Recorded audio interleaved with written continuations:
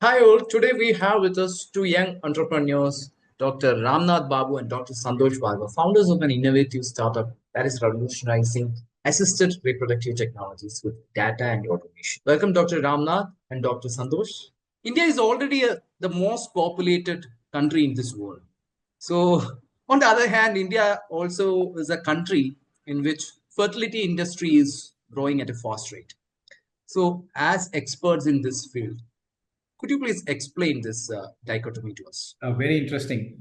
Rather, it's a good question because many a times when we started this journey, when we applied for the government grants, especially, this was the first question for us because people don't treat this thing as the most important problem owing to our huge population. That's exactly the question. So, but then if you look at in terms of the fertility rate, it's a compounding issue. So by the time we started doing for the IVF industry, and now that is about say 7 years in time, people have realized because it has a compounding effect, the fertility rate would drastically reduce the population. So another two more generations will steadily feel the heat where we may not be in a position to solve it also. So So this in that way, depopulation, there's a you are lot of saying that this depopulation trend is affecting India also very much. yes, absolutely. It's a global problem. In fact, WHO has called this as a global issue as a part of their things. Hmm. So it is an issue. So, and then because it has got to do with the fertility rate. So if you, I think recently there was an article about Tamil Nadu having States. 1.4 or something like that. So anything less than 2 is a concern because you're not able to replace yourself in terms of the population numbers. So the concern is there. Now, what is the timing that we are looking at? That is where I think we are trying to be serious about it. And we are trying to create that awareness. Then it's a compounding issue, it's a serious issue. And it's like a ticking time bomb where we may not have enough time to react when we realize the real problem. Okay. So in a And way, if you think of it in very simple terms, so you imagine like say two parents, okay, a father and a mother. So they have four grandparents, right? And like say the father has parents and the mother has parents. And if you see today's scenario across the world and even in India, they have like only one child. It's like an inverted pyramid. So in a way, like 4 plus 2 people are being catered or supported by one person. And this one also is kind of becoming a question there. Okay, so it becomes a huge burden on the government going forward. That is one of the challenges. And second is like what Santosh was saying, for a husband and wife, if they have two kids, so it's like the fertility rate is 2.0, then the population remains the same. So if we start with 100 people, and if there are two, say, children per couple, the next generation, the population will be 100. But if they have one, so it becomes 50, then 25. So that's the population collapse. So a lot of countries today are concerned about that. Like say Japan has a very huge aging population that they have to deal with, meaning the government has to do a lot of things. They're literally trying to get people from other countries. So small things. And infertility is only going to get worse. It's not going to improve. Or like say, due to the change in lifestyle, the pollution, a lot of these things. So all of these are having only an adverse effect. And the challenge here is also that scientifically speaking, the ART has an upper bound in terms of success rate. So the assisted reproductive technologies, which is like a scientific alternate to say infertility. So even that has saturated across the world, which is also a huge concern. So in a way, all of these put together, just because we are the largest population today, doesn't guarantee that okay, 2 generations, 3 generations down the lane, we'll have a sustainable ecosystem or a population. and but you both are technologists, so what is the role data and automation plays, in fertility industry? Could you please explain what are your unique solutions to this issue? Okay. So if you look at okay, we hear it all the time. So data is the new oil, and you see companies like say the FANG and the big companies, they leverage on data quite a bit. Okay.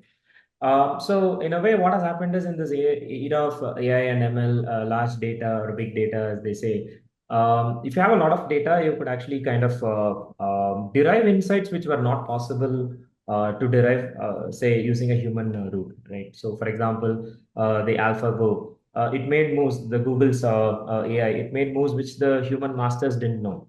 Like when, say, the chess tournament happened and it could defeat the world champion. So, these are all cases where the AI could supersede the best of best human knowledge in terms of finding something interesting.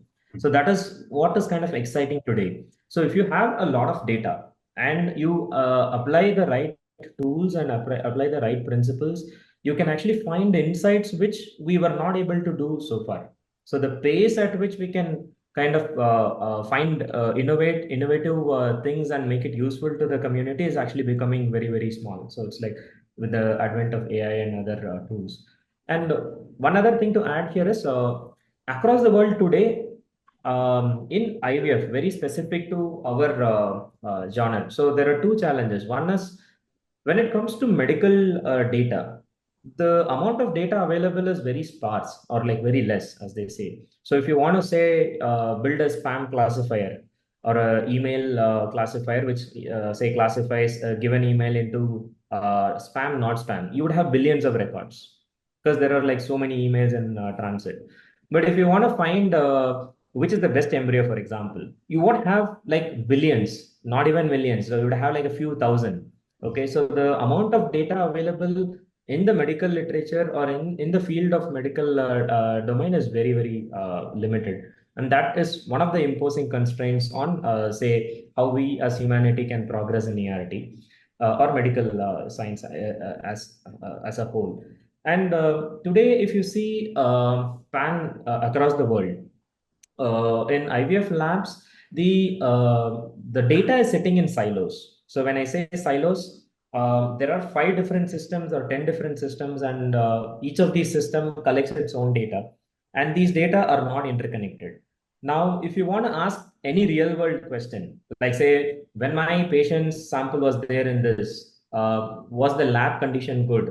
Was there any issue with the consumable? Now, this is a very simple question, like say obvious or like say it's straightforward for anybody in the field. But even today, it is very surprising that say a majority of the clinics cannot answer such very simple questions because the data is sitting in silos and they're not interconnected. So that's one of the biggest problems that SpOvum has solved today, and that we are kind of proud of. And another very key point that we are trying to leverage on, we kind of emphasize is bringing together people, product, and process together so that we can maximize, like say, what is possible in terms of outcomes. So many places like these three things are disconnected or they're not at the best. So if you want to have achieve the best of what a clinic can achieve, all these three things should run in unison. So that's something that we're trying to push as well. Okay. Just So, a small thing. Yeah, just to kind of add to what Ram is telling. One of the key things that we have also tried to solve here is taking the technology to the underserved regions, because many places, so there are, you can see a lot of IVF chains and there is a corporate culture around it and things like that. But then there are a lot more doctors who are doing a very good job in tier 2, tier 3 cities, villages, where the problem is also serious. So what was thought as a rich man's problem, probably the E&Y report 2015 would say 1% trying to access for the IVF this thing solution. Now you can actually, when we go into these tier 2, tier 3 cities, we are able to see that people around the villages around that place are also with a lot of hope come to take these treatments. And the kind of thing what Ram was talking about, taking the people, process, and product together, we are able to serve the underserved regions where we are able to reach out with the technologies and see that there is a consistency in terms of the outcomes, because the doctors over there are really passionate and they are doing a great job.